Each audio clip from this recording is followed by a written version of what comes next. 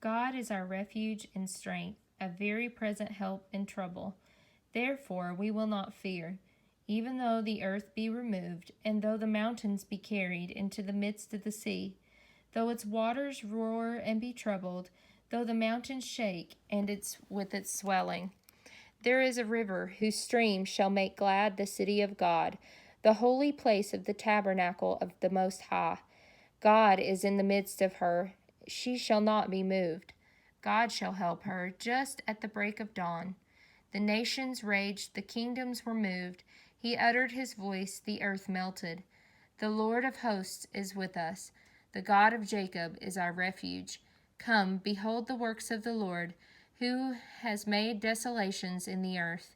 He makes wars cease to the end of the earth. He breaks the bow and cuts the spear in two. He burns the chariot in the fire. Be still and know that I am God. I will be exalted among the nations. I will be exalted in the earth. The Lord of hosts is with us. The God of Jacob is our refuge. I just wanted to start with that scripture, which was Psalm 46, because maybe you feel like you are in a raging war. Maybe you are in a season of homeschooling that's difficult. Maybe you feel tired. Maybe you feel worn. I don't know. But I know that we all have moments of desperation, and I know that we all have moments where we feel overwhelmed, and we have many challenges every day, not only as parents, but even more so maybe as homeschooling parents. My name is Megan, and I would like to welcome you to my channel, Pennies and Salt. Today I am doing a collaboration with several other channels, and it is hosted by Our Blessed Life. Colleen is actually hosting it. Her channel is Our Blessed Life. I will link her channel as well as the playlist and all the other channels below. Make sure that you watch all the videos to gain some encouragement and insight into some of the challenges that maybe you face or maybe you will face in your homeschooling journey. So I want to go ahead and start by saying that I have been homeschooling, I always lose count. I think I'm at 5 years now. Actually, yes, that's right. 5 years now that I've been homeschooling. My oldest is 9. I have 6 children. They are 9, 7, 6, 5, 2, and 3 months old. So I've got a 4th grader, a 2nd grader, and 2 kindergartners, and a very active toddler who likes to get into mischief, and she's very quiet about it. So that is actually the first challenge that I am going to talk about in this collaboration. So the first challenge is toddler/baby is what I have written on my list to kind of keep me on track. So as I said, I have a 2-year-old and a 3-month-old. The 3-month-old is in a stage where he is nursing a lot still. He's a big baby, and so he kind of goes through a lot of growth spurts. So sometimes that can be an interruption in our time homeschooling. When that happens, I usually try to switch to a read aloud, or have them continue working if it's something they can work independently on. So yeah, that's kind of how I remedy that. That one's an easy one. The toddler, however, has moments in the day that can get quite overwhelming. She likes to take the crayons out of the container. Then she likes to throw them in the floor. Then she likes to pick them up, put them back in the container. It's kind of just a game to her right now. And so, yeah, there's that.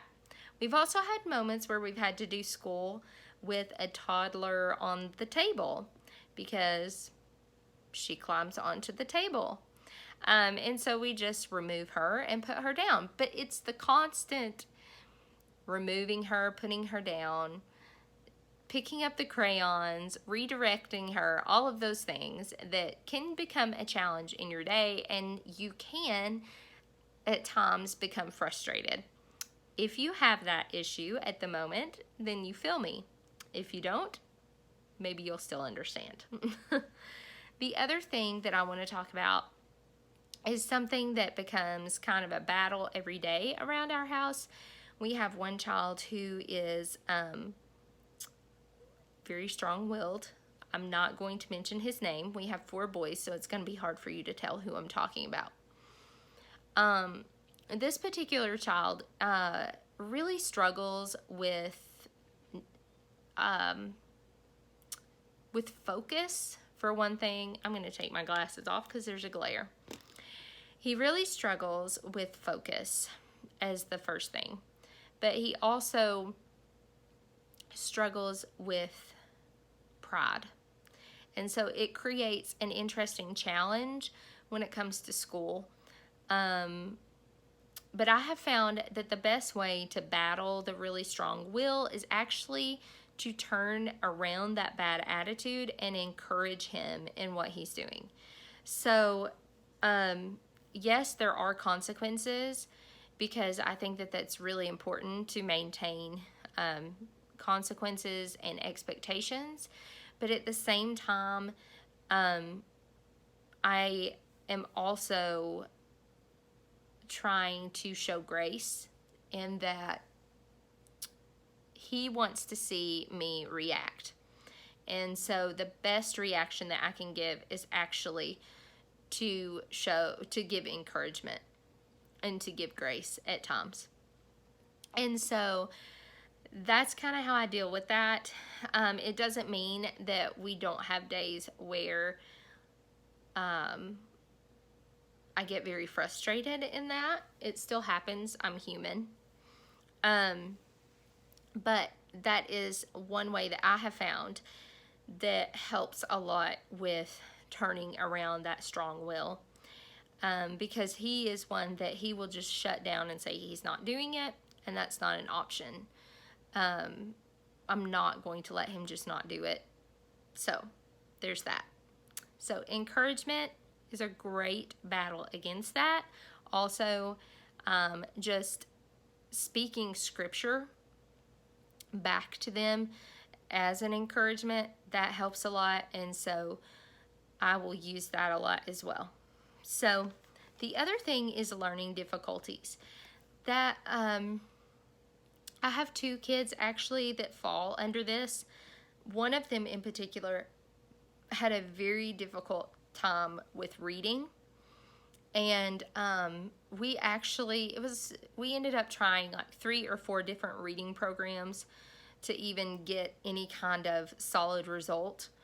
And he still kind of struggles, but it's starting to click, and I expect it to completely click any day now.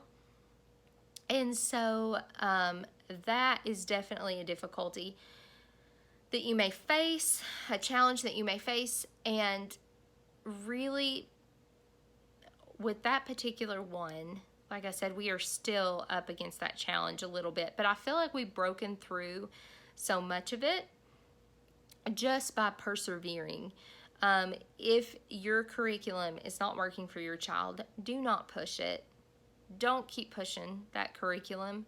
There are so many great curriculums out there, and just switch when you need to. However, along with that, don't just switch after, oh, well, we tried it and it didn't work. You have to also give it time, and maybe you adapt it. Maybe you don't drop the curriculum completely. Maybe you adapt it for your child.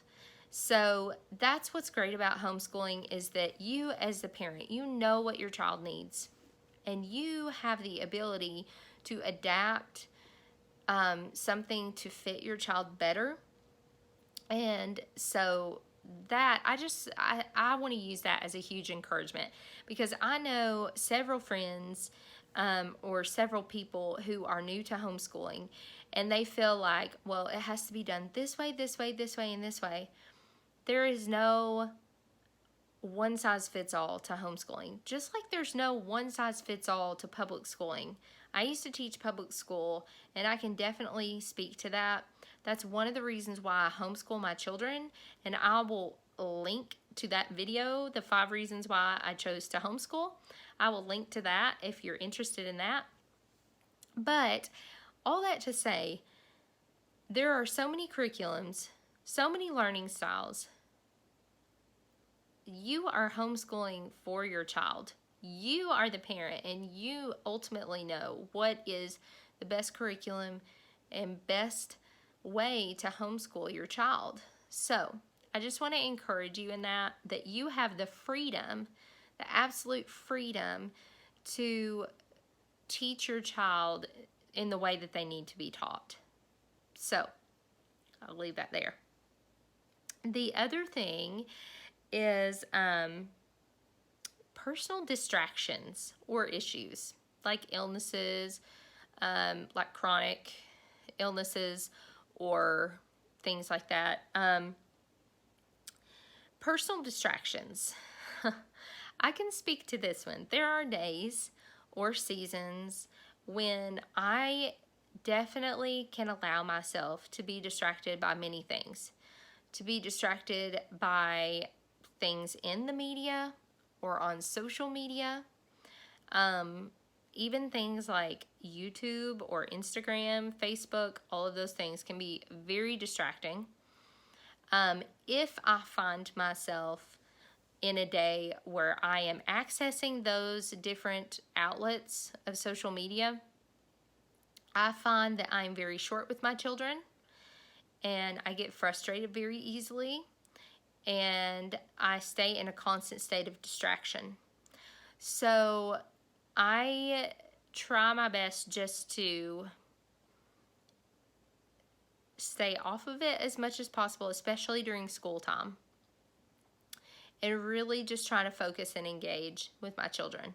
I normally don't even answer my phone when it rings. And I will even go without answering texts or looking at texts. So that's kind of how I remedy that, but I am not the greatest at it, so don't take my advice on that one. But that is a challenge, and maybe it's not a challenge for you. Maybe you have really good self-control, but I am just being honest, real, and raw with you and telling you that can be a distraction and a challenge for me. Or maybe your distraction is other homeschoolers. Maybe that's your distraction.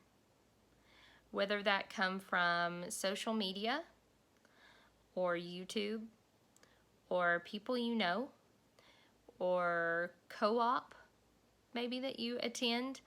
I don't know. But sometimes we can find ourselves under a bit of mom guilt, or maybe we feel like we're not good enough, or things like that. But really and truly, the only way that I can speak against that is just to tell you that it's not true. God has called us to a specific purpose, and it is to not only raise our children to love the Lord, but the biggest thing is to disciple our children. And what better way and influence to disciple our children than to be able to homeschool them? And so I think just focusing on that, the Lord called us to this, and He will see us through it. There are so many scriptures, I think, that are so encouraging to me in my homeschooling journey, and I'm going to list those all on cards at the end, just on slides that will come at the end of this video, because really and truly, we cannot overcome any challenge completely and fully without the Lord. If you are feeling overwhelmed by the challenges of homeschooling, the biggest advice that I can give is really to seek the Lord. He has called us to this, and He will bring us through it. And I am going to put some slides now at the end of the video, just with some different scriptures that I find encouraging, and I hope that you do as well. And I appreciate you stopping by and listening, and I hope that this was an encouragement to you. and we would appreciate if you would subscribe and join us again on future videos. Thank you so much. Bye. Oh, come behold the works of God, the nations at his feet. He breaks the bow and bends the spear and tells the wars to cease. Almighty One of Israel, you are on our side. We walk by faith in God who burns the chariots with fire. O Lord of hosts, you're with us in the fire, with us as a shelter, with us in the storm.